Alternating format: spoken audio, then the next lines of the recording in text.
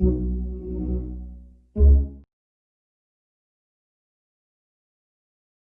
guys, my name is Isaiah McGee. This is my boy Sean. What's up guys, how are we doing? So today we're going to talk about victimizing. So how did you word it again, Sean? Well, I called it the victim mentality, always pointing the finger of your problems to other people. So that's how I kind of word victim mentality. No, that makes sense.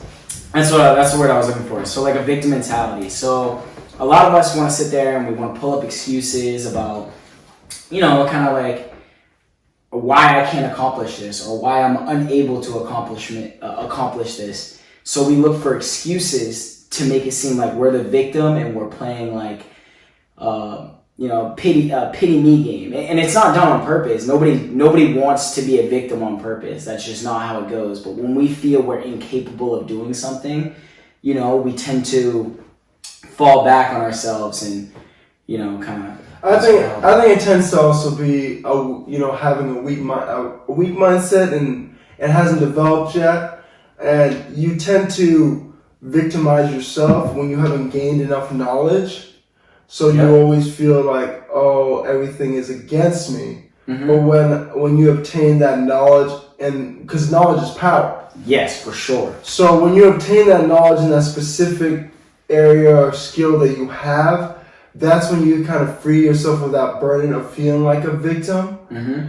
And I think the victim mentality plagues African Americans a lot. Oh, for sure. I do believe that, there's been problems caused by, white Americans, but I think that, in my mindset, that happened so long ago. And statistically, if you look at it, the black man and woman was doing a lot better 50, 60 years ago financially than the black man or woman is doing today. Mm-hmm. And you can't say, you can't point at racism at that point because segregation was alive. Very much so. So now all of a sudden, we have integration, we have commingling, and you're telling me that we're not doing better? Okay, why aren't we doing better? And I think a lot of black folks want to point at the white man rather than let's point at ourselves. I think we have a very low graduation rate. Mm-hmm. And as we just said, education's power.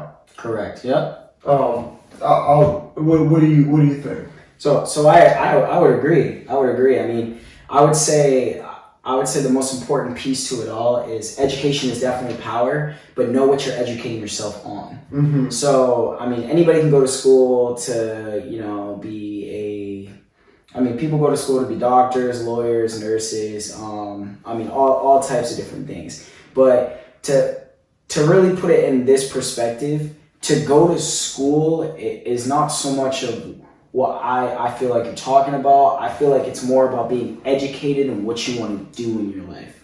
And I feel like a lot of us use our past and use our, where we come from and our background and where we're raised up as an excuse. Or a leash to hold us back. A leash to hold us back from being able to be educated and be smart. Because the information is out there. Yeah. I mean, for instance, like when I started to jump into real estate, right? I was never taught anything about real estate, the tax breaks, the financial return on your investment that you get from real estate. I was never taught that. But the decision I made to go out and do the research and figure out that there are tax breaks, go out and give it a try and actually, enjoy the benefits from it, have been really, really honestly amazing.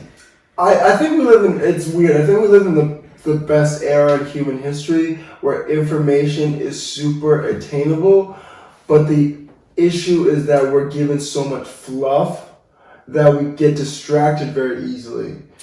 Social media is a great tool to figure out education and figure out, cool, wonderful stuff, but it's also super, super easy to get distracted by it. Sean, and I feel like you hit a hot spot because it's that victim mentality. It's so easy to go back and be like, well, I wasn't raised the same way you were raised. Well, my parents weren't from where your parents were. I don't think we realize as people how many people out there that are very successful. We have very successful blind people. We have very successful people who have, you know, 1 to 2 limbs. I mean, there's people who go in the gym who, you know, don't have any legs but are sitting there working their upper body and getting up every morning. So what's your excuse not to get up and go to the gym? There's people out there doing it every day, but we sit there and we come up with all these excuses on why we can't do something, and we blame our past, we blame our parents, we blame things that are out of our control. Politics is a huge one. Yep. People, like, I respect anyone's viewpoints, you know, Democrat, Republican, I respect your viewpoints, but a lot of people, you want to hold on to that identity of being a Republican or be a Democrat to not fix their lives, or they want to use the government also to fix their lives. Mm-hmm. When the government ultimately is, in my viewpoint, the government is just around, which I would love it, is just to keep social order, you know, to make sure that crimes don't go rampant, you know, to make sure people are paying their fair share of taxes, so we could, you know, build the roads, build the buildings, build the schools. Like, that is what the government is for. But the government wants you to go create those opportunities for yourself, because when you better yourself, get a better education, get a degree, get a certification in something, and then you build a business, you help the economy and you help others. It's all right to think, it's all right to be selfish for a period of time until you can be selfless. So when you focus on a craft that you love, it doesn't matter if you want to be a plumber, electrician, because we need more of those, any trade skills. I'm not saying you have to go get a degree, but you need to have a skill from the workforce, because you're always going to be a minimum wage person. I don't care if the minimum wage goes $15 an hour. For me, if your minimum wage goes up, then that means my pay's going to go up, or that means that you guys are just get billed more for goods. Mm-hmm. You know? Yeah. So at the end of the day, the separation is always going to be there. You just have to figure out and stop victimizing yourself.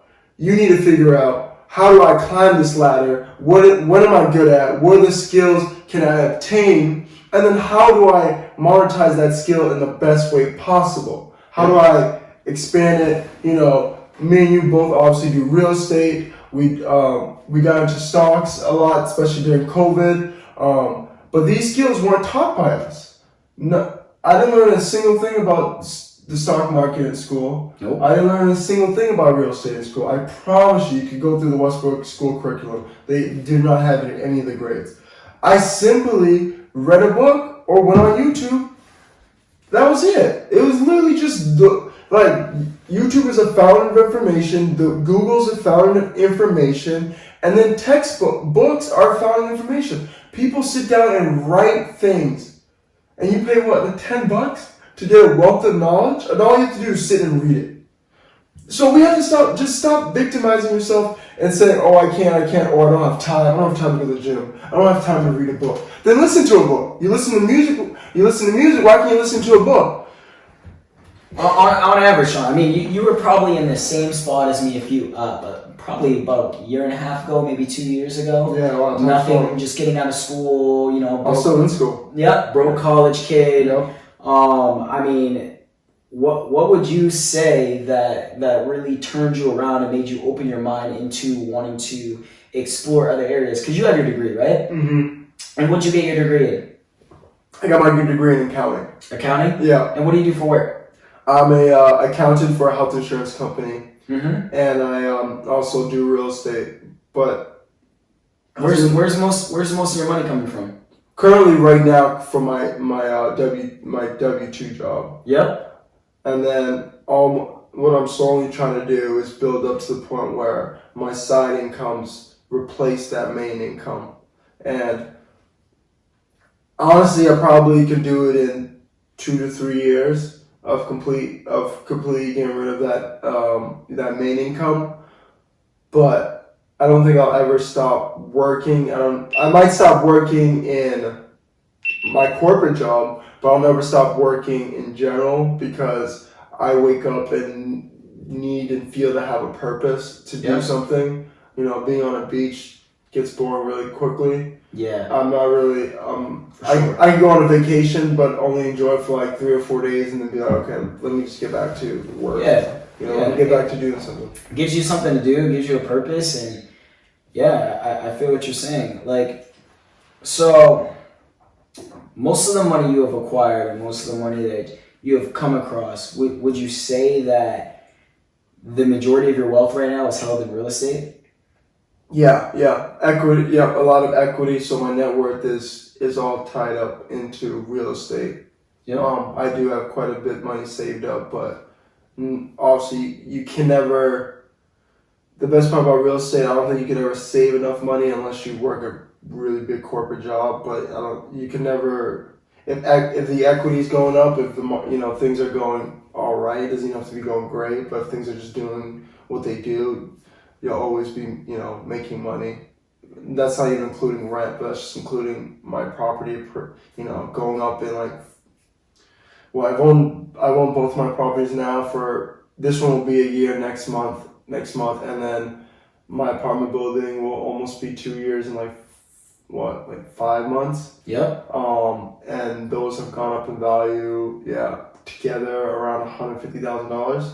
Yep. So that being said, I mean, in just 2 years, would you say those properties in building you long-term wealth as an equity would have surpassed your current job? Oh yeah, I could.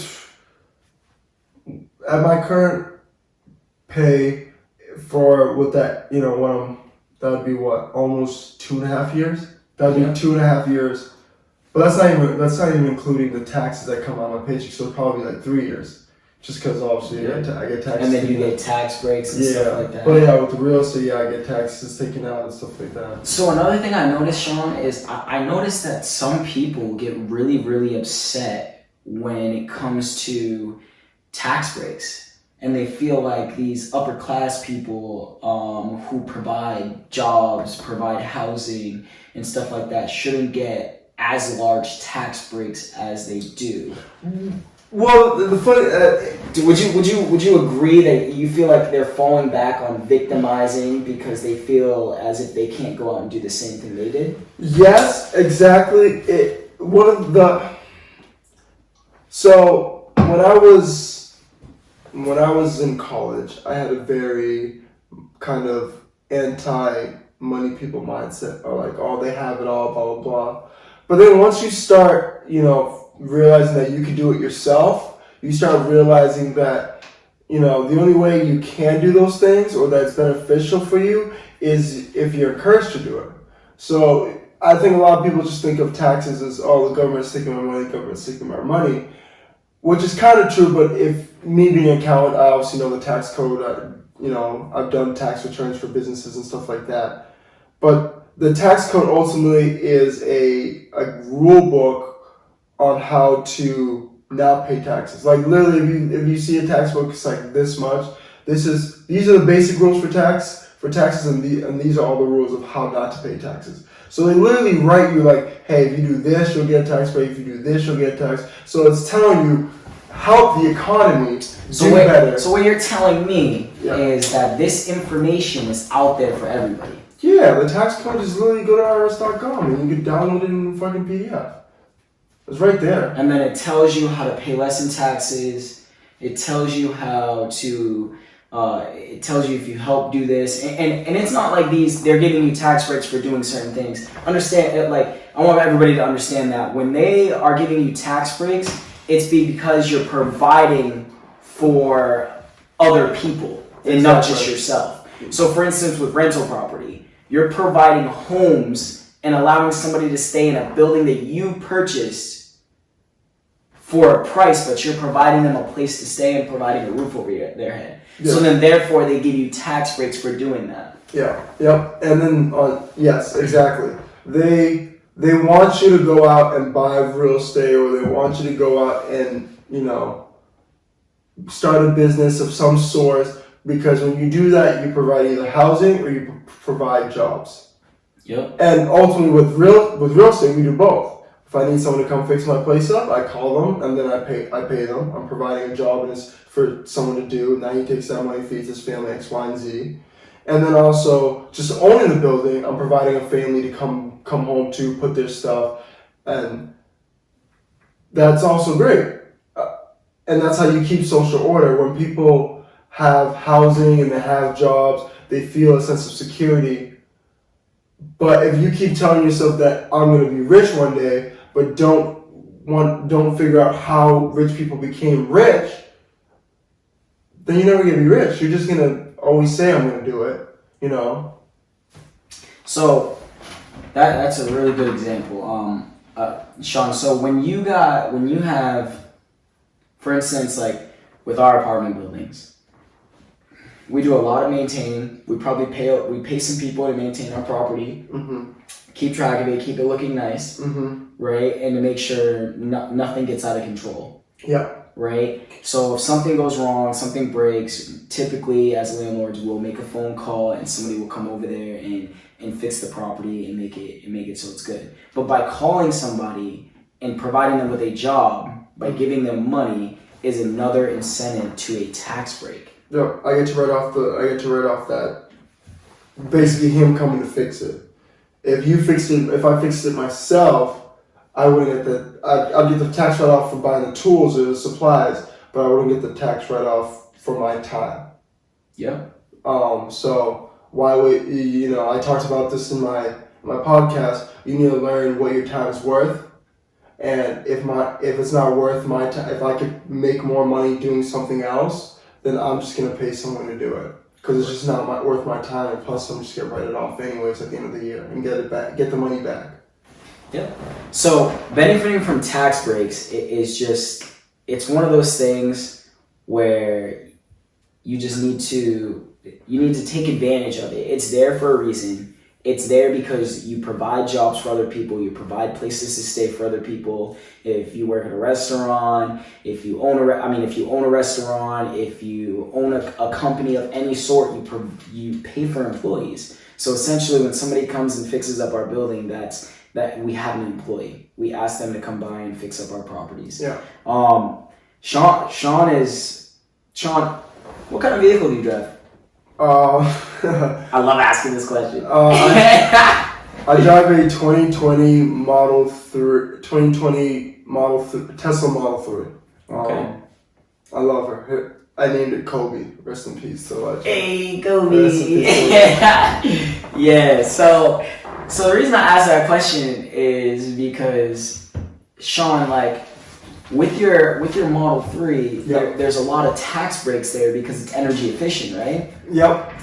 I actually got a $2,000 grant, or they gave me $2,000 after I registered the car. Yep.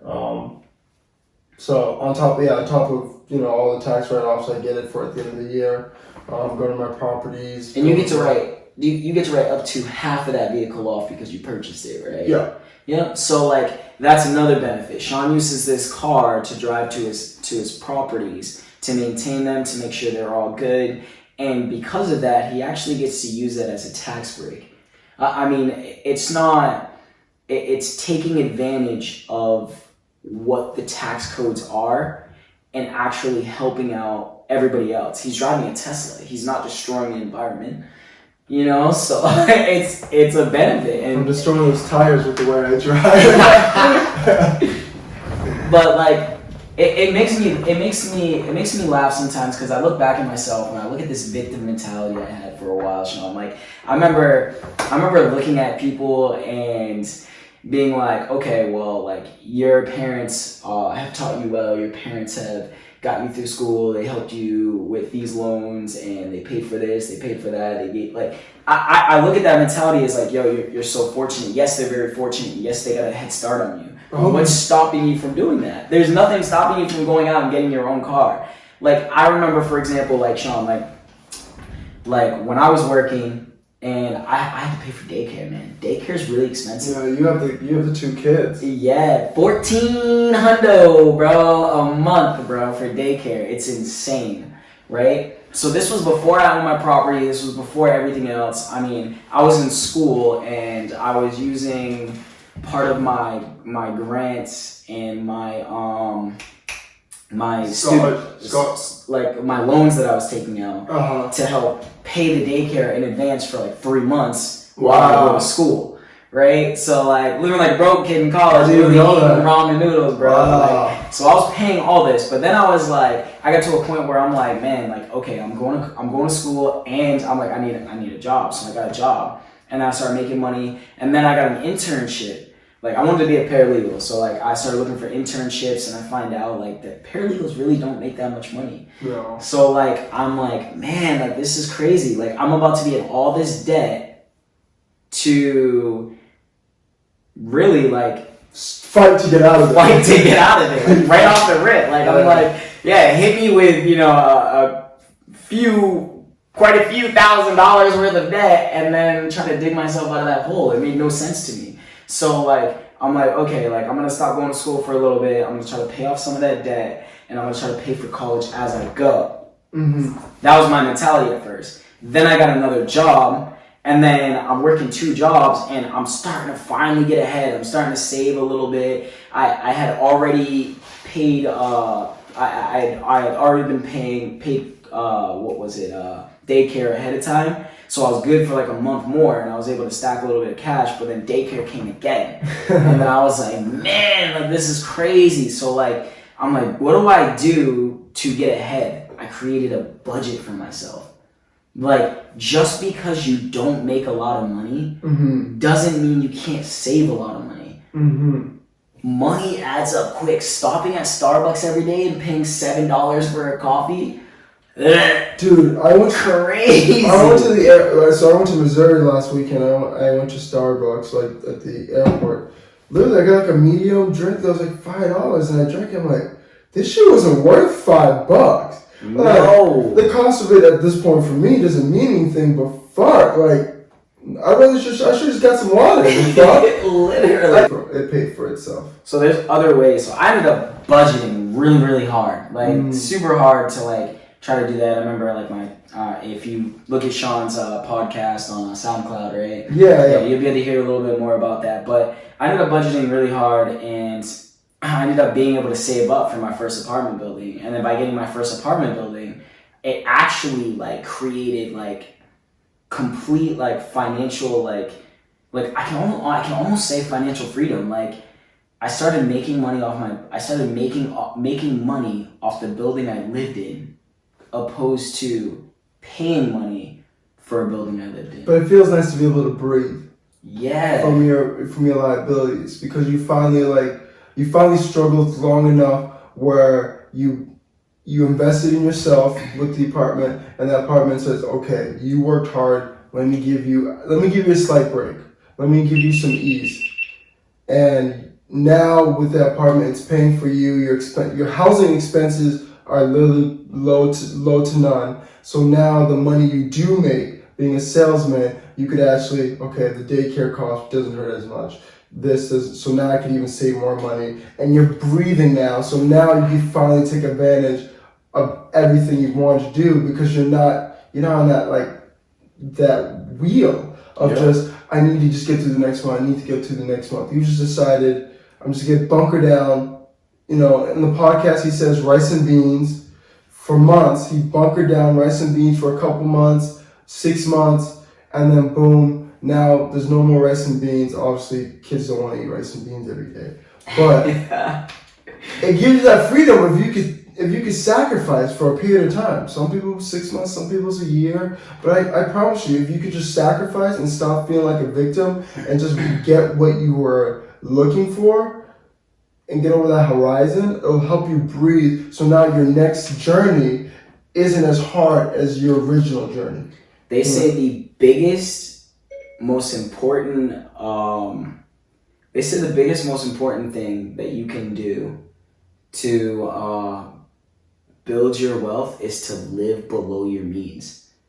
That's like the number one rule on like wealthy people. Like they all of them live below their means. Like, yes, they have nice cars, yes, they have nice things, but you gotta understand, a lot of those things are assets. If they pull up in like a Lotus, right, Do you understand Lotuses keep on going up in value? Especially if you're and if you're a real estate agent and you drive to a client in a Lotus or in any nice car, you can use that car again as a write-off because you use the car, say you drive your clients around or say you do X, Y. So it's always waiting to have a nice thing without it costing you a ton of money. Yeah, no, there's always a way. It's all just like half the stuff they have and half the stuff that they own, they're not really paying for. It's all paid for. I mean, probably one of my favorite people to watch is Stephen Graham, or Graham Stephan. I really have no idea which way he's saying. Graham Stephan. Graham Stephan. I was. Anyway, he's like my favorite person to watch. And he talks about how literally his Tesla, he has a Tesla video about his Model 3 and how it paid for itself through his investments, his write-offs and everything like that. It just, the car paid for itself. It's pretty crazy how you can use that. And the funny part was that he got so much traction for that video that the video he posted of that, say, $78 a month Tesla, whatever the title was, that video then paid off his Tesla. Yeah, it's crazy. So there's so many ways out there to literally get ahead and make something of yourself, and people don't try. They just don't try. It blows my mind because a lot of people out there have amazing ideas, literally ideas that could probably change the world and that are life-changing on anybody. And you have all these great ideas in your head, but you would never apply them to paper and you never pursue them to actually get things done. Just take one step at a time. Literally one step at a time and get to where you're going. That way you can be somebody. Nobody wants to wake up in the morning and be like, man, I really want to go to this job. I'm really excited to go to this job and make minimum wage. If you do, I'm happy for you. I guess at least you're happy. Yeah, I mean, if you do, if you're doing a job that you love and you enjoy your job, I mean, whatever makes you happy, it's all about your happiness and what you want to pursue. But at the end of the day, you sign up. When you get to your job, you start thinking about retirement instantly. Everybody does. Because what do you want to do? You want to enjoy the experiences. You talk about 401ks. You talk about Roth IRAs. How many people have a 401k? I guarantee the majority of people that have a career and that are in a decent job have applied to get a 401k. And then there's people who were like me. I didn't get a 401k until the beginning of this year, I think, is when I first got a 401k. So I just started a 401k, but I only did it because of the match. So the match, you'd be crazy not to do it. If you got an opportunity to get into your 401k and they are offering you a match, take it. It's free money. It's free money. And at the very least, later on in life, if you decide that you're making too much money and you become a big baller because you're listening to me and Sean, because you're listening to me and Sean, then you can take your money out and you'll have to pay a little bit of taxes on it, but it's not going to be a big deal to you because you're a baller. Facts. But you still earned extra 2% on everything that you put into those investments that they do in the 401k. I don't really know what a 401k is. I just recently jumped into, doing these videos. Sean did too. He started his own YouTube channel. I started my own YouTube channel, and we're kind of running with it, and just kind of seeing what happens and seeing where everything goes. But I mean, unless you be creative. Yeah, I just want to let people know, my main goal and my main focus on my YouTube channel is to just explain to people, you're not stuck. You're not in a situation where you can't dig yourself out of. There's so many people out there struggling and being I'm so down, I don't know what to do, I don't know how to save money, I can't save anything. And the reason you can't save anything is because every time you get something, you either give it away or you spend it on something that you shouldn't. The biggest thing you could do is save for an investment. Literally one investment. I own one apartment building. There's investors out there that are really making that own multiple 10 to 15, 20, some own hundreds, that are making hundreds of thousands of dollars a month. And I have one apartment building. I think my apartment building, including everything, where the markets are and everything like that, I'm making about $3,000 a month off my apartment building. right? And then I got to pay my mortgage and I got to pay my heat and stuff like that. Pay for building expenses and stuff like that, which isn't bad though, but like I'm grossing that amount and then I get to use some of it as tax write-offs and it benefits me later on because I actually have a W-2 job. Some people only make $3,000 a month. That's what I'm saying. Yeah, that's what I'm saying. So like it's but like it does help. Yes, I actually changed my dude, Sean, one apartment building, bro. Yeah. One apartment building literally like completely turned my whole situation around to where I was to make it so that I feel good. I go out and I'm like, I'm doing good and I don't have to worry. I'm not worried about it. Like, it's stress-free. It also, it's stress-free, but then I think you get a kind of an itch to it where it's like, oh, that was it? I can do that again. I can do that again. It's easy. Let me find another one. Let me do that again. Like, wait, so if this one made me feel good, I bet you another one will make me feel good. Like, if real estate or buying buildings is my crack, then sign me up for it. Fact, sign me up. I want like 8 bumps, bro. I know. Let me get a shot. Because, yeah, every building I get, one adds to our net worth.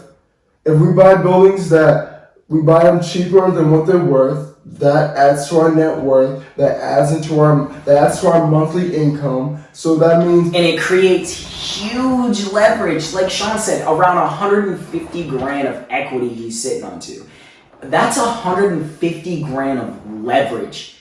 There's not better cash than leverage. Yes. Name it. You could come up to meet somebody with $100 bill, for instance, like. If you've ever bought a car and you've ever been into a dealership and you've had bad credit or you haven't been approved for a loan or something like that, then you know how important leverage is. If Sean has a building that's worth that much and he needs a loan, right? He can go to his building instead of going to a bank and take out money.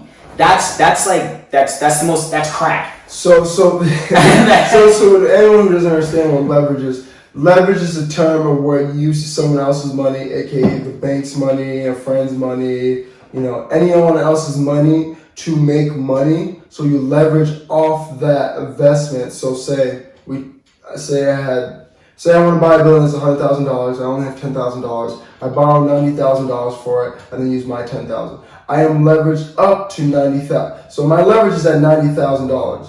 And so as that building starts to gain more, or net worth starts to go up, say 1 year the building's worth 100, year 2 it's worth 110, year 3 to 5, say by year 5 it's worth $150,000. So the market's doing really well. So now I made $150,000, I made $50,000, but only using $10,000 originally. But again, we haven't even spoke to the best part of pay down, because especially with real estate or with our rentals, is every time we pay down our mortgage, we make our balance smaller. So that means equity goes up, and that means our net worth goes up. And with us, our tenants pay for our mortgage, so they make me richer every single month. I love the first of the month. I'm like, shit, I'm about to get me red checks. I'm about to get me red checks, and my net worth about to go up. And so that pay down of that loan, if you think of a mortgage as a gigantic piggy bank, that's say you take out $100,000, you basically said, hey, I want a $100,000 piggy bank. And then you pay down every single month. You can pay down fast or slow, whatever, you can pay that down. And once it's completely paid off, you now own a building free and clear worth a minimum $100,000. Exactly. And then another great thing about that is a lot of people have 401ks, have all this other stuff that slowly accumulate over 30 years or however long you're going to be at your job for into being about, realistically, you could have, if you go out and you buy 5 investment properties, right? Yeah. So just 5, and they're all $200 a pop, right? At the very least, in 30 years, you're going to have $1 million worth of assets if the property didn't move from where it's at. But we know that land is the most valuable thing you could possibly purchase right now. Yeah, you can't make any moves, so. You can't make a bad decision. Like, yes, like, I think leverage is important because with leverage you can make bad decisions because you can buy when the market is too up. Which is why we haven't really made a purchase yet. Yeah, it's a little scary right now because I feel like it's hard. It's hard to figure out whether you're buying something that's valuable. Like right now, everything is so inflated that you're like, I don't know if this is a good deal or if this is a bad deal because just everything. Like you can say, oh, this property is $210. Someone just bought a property for $240. But what if a year ago that property was only worth $180? Yep. So right now, where I'm having a hard time. I still look every single day, but I'm having a hard time trying to figure out the valuations of what a property is. I think before it was much easier because the market moved gradually. Yeah. Interest rates were low, but things would gradually go up in price. So you and the market would kind of settle. Then COVID happened, and then just boom, it just fucking flames. And now it's like, I don't know what the fuck. I don't know what to think about. The I market is crazy. I made 3 or 4 bids on properties, and I was outbid obviously every single time, but like not by like a little, like before you by like 25 G's, bro. I made a couple of bids too. I'm like, yo, this is crazy. Like I'm getting slammed, like slammed. I'm sitting here like, oh man, I would love to get this property that they priced out for $200,000 for $180. I'm gonna throw them an offer. Next thing you know, the property sells for $230, $220. Yeah. Like, I'm like, this makes no sense. Like our market is crazy. Like people are so willing to overpay right now. And it's just like... But the best part about that for us is that we bought before all this. And our properties are our properties are just that... Again, people in America that... When people say the rich get richer, it's the people who own assets that get richer. Correct. It's not the rich people. I mean, it has nothing to do with the rich people. Middle class people have homes. Middle class people have places. It's just they don't use their leverage. No, because they use it as just a place to sit. Like this house right here, this is a 3-bedroom. Over the summer, or actually through all of COVID, I had both of these rooms rented. So I was making almost $1,300 a month for renting out these 2 rooms. 2 rooms. So I was knocking out so basically I was living nearly for free. Also, I paid for the utilities, but it was summer. Most of it was summertime, so besides filling up the goddamn pool. Other than that, I was really living I was living pretty low, like cost-wise, because the rent I was receiving from here was paying for my mortgage, and I just paid for a few other things. But I was probably saving almost $3,000 a month. Yeah. But that's from my personal paycheck. Like correct. I wasn't that's not like I said. It has nothing to do with the amount of money that you've been touching from your assets or what your assets were bringing in. Like that money is different. Like. And it's mainly different because all the write-offs you can get, and it's like you go to, especially if you have a W-2 too. W-2 too. I meant like a W as well. So if you have a W-2 as well, then like you get to hold on to more of your cash because technically all the money that you're getting from your W-2 you're throwing into your investments. So like. You're able to write a lot of stuff off, your miles that you drive, the things that you buy for your house, depreciation, your taxes, your interest. Like it's crazy. It's crazy the amount of write-offs you get when you own property, and you're like, okay, this is starting to make sense. This is why the wealthy are wealthy. Like. The wealthy are wealthy because they choose to be educated and go out and find knowledge and find information on how to build their wealth faster and how to build their wealth up at a rapid rate. And it's more. And the funny thing is, yes, I'm collecting $3,000 a month from my property, right? But I'm not making most of my money from the $3,000 a month because I have bills that I have to pay with that $3,000 a month. The money really comes in on the back end, on the equity that the property builds over time. That's where the money comes in. You're talking hundreds of thousands in a matter of 10 to 15 years. Like it's nuts. But do people have the patience to wait? Or, like again, we talked about you got to be able to grind or just kind of bunker down until things come to fruition. Flowers don't grow overnight. You know, nothing. Rome wasn't built Beautiful. Like, are you willing to say, okay, I can wait. I can grind this out. You know, I really like going to the club, but I could go. I don't need to go to the club for 16 months and save all that money that I spend there. Can you make sacrifices in your life? You know, parents make sacrifices to take care of their kids. Yep. Can you make those sacrifices? But one good book that I think, you know, really, I think people should listen to, listen or read, whichever you prefer. It's called Tax-Free Wealth by Tom Wright. He's a CPA, and he's actually the CPA of, if you guys ever read Rich Dad, Poor Dad by Robert Kiyosaki. Oh, God, that is my book. That's a classic. Like, that is my book. Like, I don't, Sean, I think you hit him. I think everybody who wants to change their lives and who wants to get out of that, that victim mentality should really seriously sit down and read that book. Like, that book explains things in black and white. Stop your whining and literally go out and buy assets. That's all you have to do. If you want to be successful and rich, instead of going out and buying that brand new car or saving up to buy a house, because in my opinion, unless you're renting out the house or getting roommates to sit there and help you pay the bills in the house, your house is not an asset. No, it's a liability. It's 100% liability. Well, this house is not, like, this house right now, no one's renting it, so it's a liability. Yeah. Me paying my mortgage is a liability. Well, also you get the equity and pull the equity and invest that equity later, which is fine, but it's still a liability. But Sean, it's still a liability until I take that equity out. You're saying this is a liability, right? Yeah. So, would you say two or one of your tenants pays your mortgage in your building? One. One of your tenants pays your mortgage. Yeah. So with the other two tenants that you have, what do you do with that money? So one of them pays utilities, whatever the utilities is like. So I'm not asking for numbers or anything. Okay. I'm just saying those other two tenants, right? Yeah. That other money that you have from those other two tenants goes into your pocket, right? Yeah. 9 times out of 10, that money from your pocket is actually going to go into this building, which will probably cover this whole entire mortgage, right? Yeah.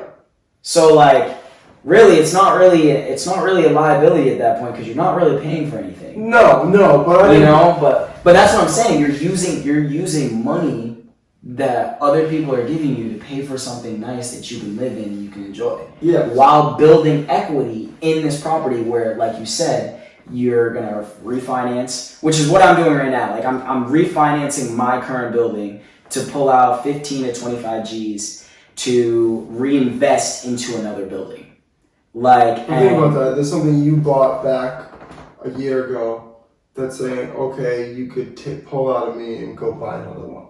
Like, there's nothing, stocks can't do that. Correct. Well, you can get gains and buy more stocks, but like, not at that volume. No, not at that volume. And you can't take leverage out on, you can't take the type of leverage out on stocks that you can in real estate. Like a 30-year and I was making mortgage, money the whole time. Exactly. A 30-year mortgage is the sweetest thing you get. Like, there's no better type of, I think, for me, there's no better type of debt than a 30-year mortgage.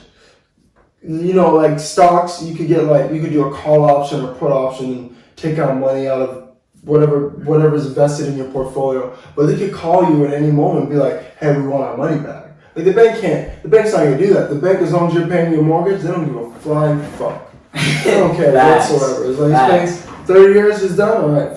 And they're sending the deed, and that's it. It's because they're making interest off you the entire time. Exactly. But that's what I'm saying. So like, I sat there and I did the math on my building. Like right now, like I'm paying like $1,400 a month for my building or whatever. Like $1,428 right around there, right? So doing the math on that building, like if I were to pay $1,428 for 30 years. Right? That's $513,000. Yeah, you're paying your mortgage twice. I'm paying my mortgage twice. Like, why would I ever do that? Imagine if that was my home, if that was a house that I lived in, and for 30 years I did that. Or for 30 years I chased trying to knock time off the loan or trying to pay it down faster so I didn't have to pay them as much.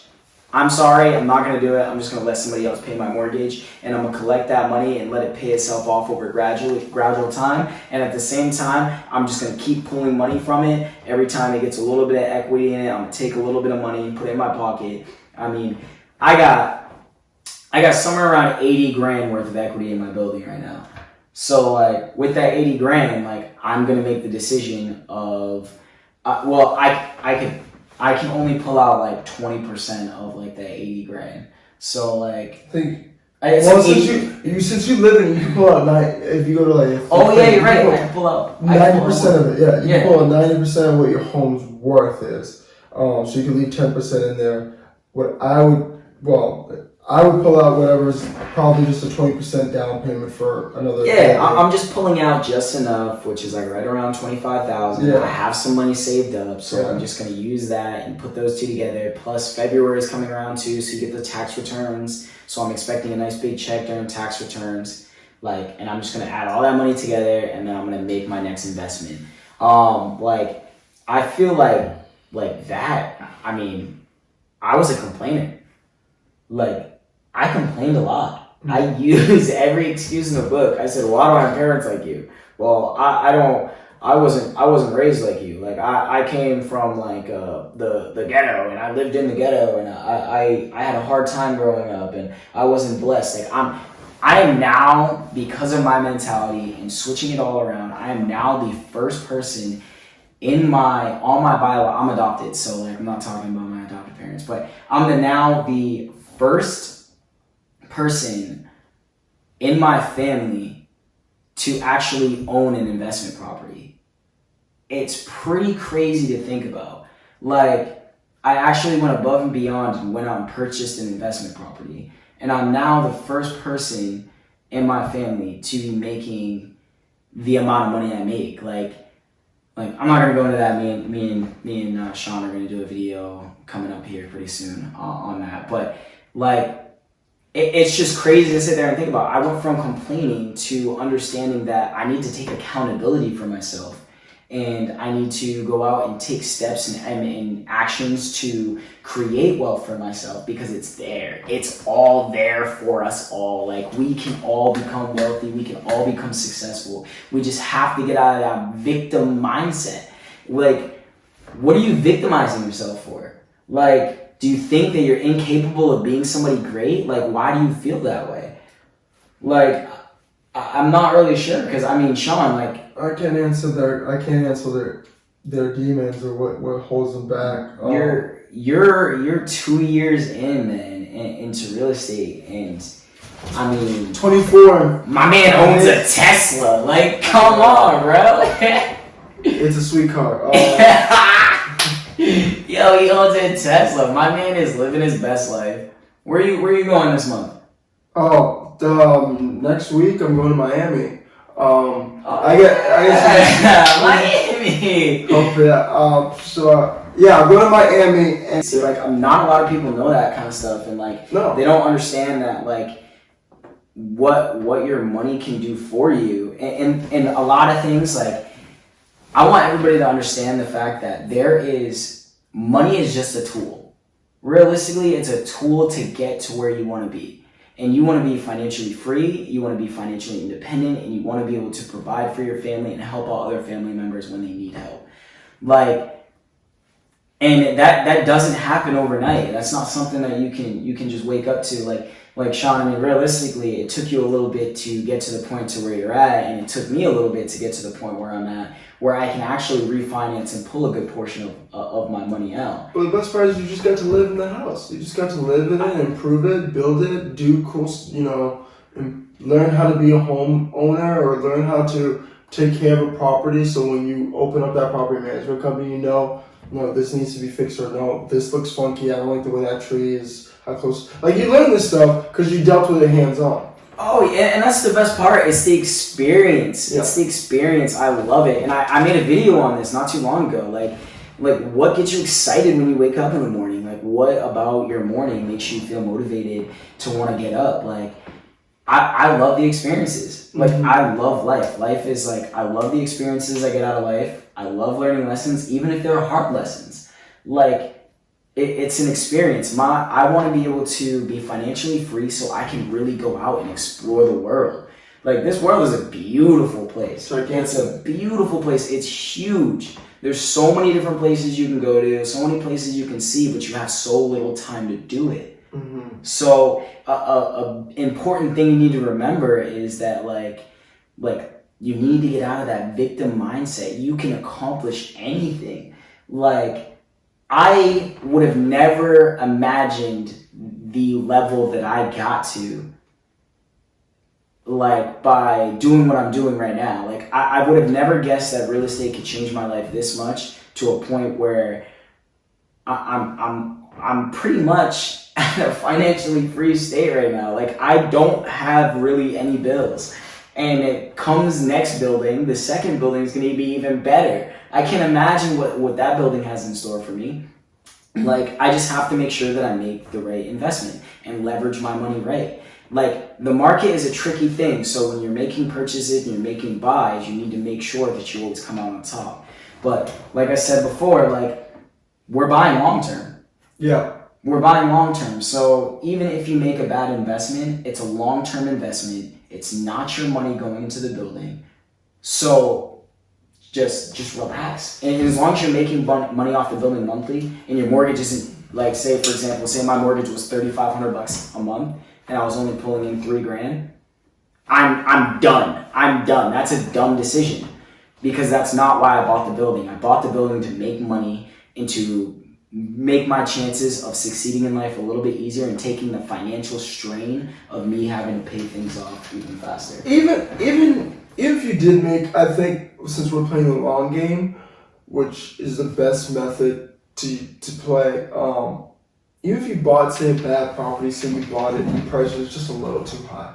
You know, say it was only worth like $200 and you paid $210 for it. So your mortgage is a little high, but if you you know, you make enough revenue from the other tenants, or you make enough money where you can pay it off. If you play that waiting game and just wait and bite your tongue until it goes up, because the market right now, the market could shoot down for us. Could go down. Say all that equity that we have disappears. That's fine. That's fine. That it doesn't really mean anything. Like, it means something on paper, and until we obviously pull it out, but ultimately it's gonna go back up, because I'm gonna keep this property and hopefully pass it out. Like all the properties I buy from here on out, like my goal is to keep them to where when I have kids, they get them. So now they're set up. I'm not gonna give them a chance to make fucking excuses. For sure. Like, hey, Papa left you all this. This is all the income you have. Now I need you to build it bigger.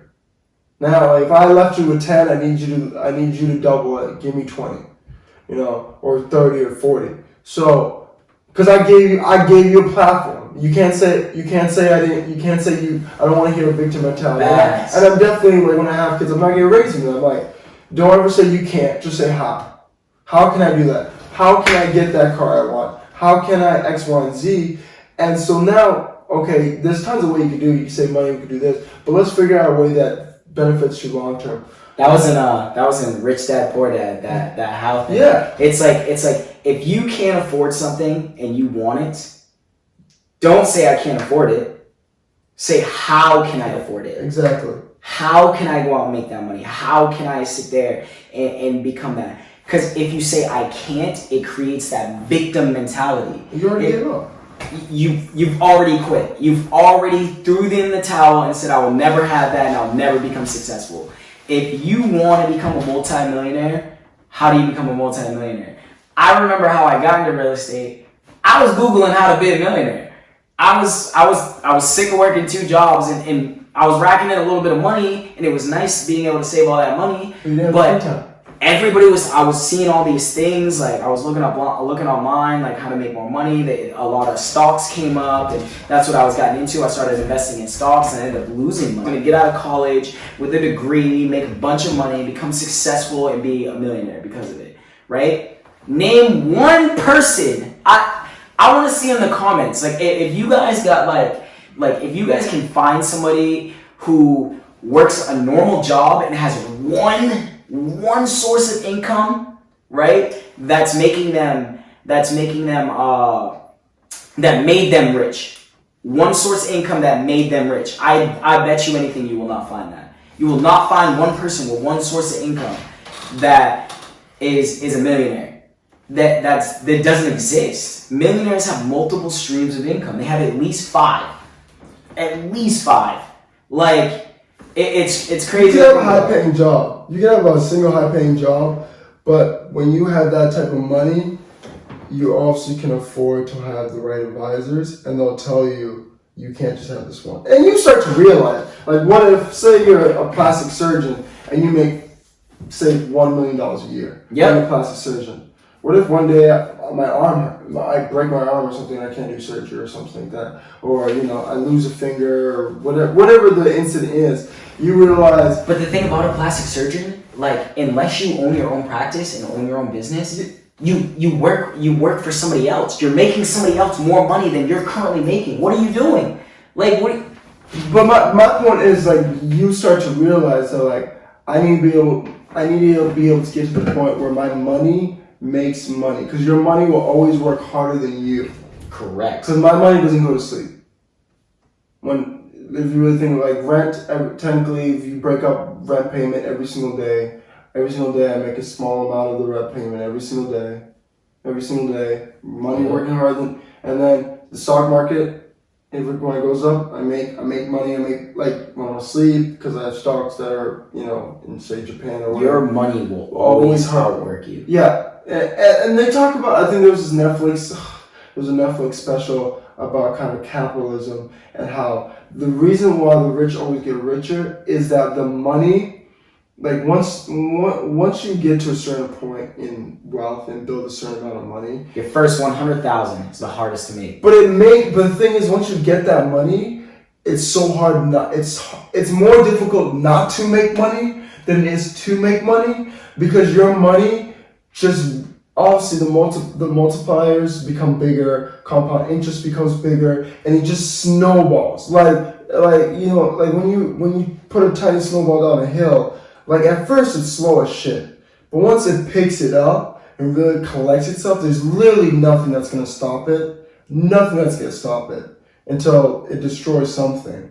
But, like, gravity will take your money and you will go flying. But you have to have that discipline just to save and build and invest that first 100 to a million. Because then once you get to that point, now the money's like, okay, I got you. Just put it somewhere. Put it somewhere to do some work. Put us in, like, AT&T or something, where we make. Where you get a 7%. Is it a 7 or 5% dividend? I think it's somewhere around there. Like you put your money into AT&T, you put $100,000 into AT&T at a 7% dividend. Like, oh my gosh, $100,000, 7% of $100,000. That's amazing. Like, that compound, like, it's just gonna keep getting bigger and bigger and bigger, and then the next thing you know, you're up to $500,000, and then you take that $500,000 and you throw it into something else, and then it gets bigger. I bought my building, right? For literally, I put down like $7,000 something on my building. Yeah. And now my building is holding $80,000 worth of equity. In the meantime, paying me about $3,000 a month off $7,000. Like, talk about some like compounding right there. Like, I also want to kind of point out or state that, like, there's only a few good investments in the world. So I want people to kind of steer away from those YouTube kind of. If there's a YouTube ad that's saying that's gonna make you millions of dollars, please don't buy the course. It's like, literally, there's only, like, if you look at a millionaire, there's literally 3 ways that he became a millionaire. Three ways. He either bought stocks of other businesses, hit the right business and became a millionaire from it. It happens. He started a business. Yep. AKA Facebook, Google. They just, a bunch of friends started Amazon, or real estate. Those are the only 3 ways to make money. You could be a millionaire with a good, decent job for if you work with, work, save your money, go to work, save your money, go to work, save your money, give your job the majority of your time. You can give them the majority of your time, and you're gonna be given the person who gets taxed the most are people with W-2 incomes. We do not get taxed as much because we have investment property. So every time I pay out taxes in my paycheck, it's literally just kind of a few. It's kind of because obviously we make money for our rental property, so technically we're supposed to pay some taxes on that. But we get so many deductions and so many tax breaks that we never pay taxes on that. So the lion's share of people. If here's another book called The Four Quadrants by Robert Kiyosaki, where he talks about there's 4 quadrants. If you're an accountant, like accountant, there'll be kind of there's a working class, the investing, the I for investing class, and there's 2 other quadrants or B's, the business class. So there's 4 different ways to make money, and he explains and breaks down each one of those quadrants and why you want to be in a certain quadrant versus other quadrants, because the worker pays the most in taxes, flat out. You'll flat out percentage-wise will pay the most of your taxes if you're a worker, if you work a W-2 income. Like, it's kind of fucked up to think that I make, the amount of money that I do, but I probably pay less taxes than someone that works, say, at McDonald's. Like, that's just the flat out truth. That's and you could be upset about that. You can't. Of course you can. I don't care. It's just the truth. It's one of those things it's one of those things where bro, you're giving people places to stay. You're taking people off the streets and giving them an opportunity to stay in a nice place that you maintain, that you take care of, that they don't have to worry about maintaining anything. That is probably the biggest key to it all. You're providing homes for people, and for that, you deserve tax write-offs. You're allowing somebody to live in your property where things like damages happen, wear and tear, stuff like that, when you don't have to. I could have them on too. But I guess I guess we should probably wrap it up, because we could talk about this for 2 hours. Facts. 2-3 hours. And I think we're well over an hour. I guess the lesson ultimately, like we stated in the beginning, is you need to stop having a mentality, and it all starts up here before it can happen in your bank account, before it can happen anywhere else. This needs to be fixed. Your mindset, how you wake up every single day. You need to be able to battle through the adversity that every human being faces. Rich people face adversity. Kids who have been spoon-fed in our minds compared to us, everything, still go through adversity. Think about it. I honestly prefer that I didn't grow up with anything, because I had something to aspire to have, or something I aspired to, I wanted, a goal to achieve. Imagine being given a silver spoon where it's like, what do I achieve after this? Where is there else to go?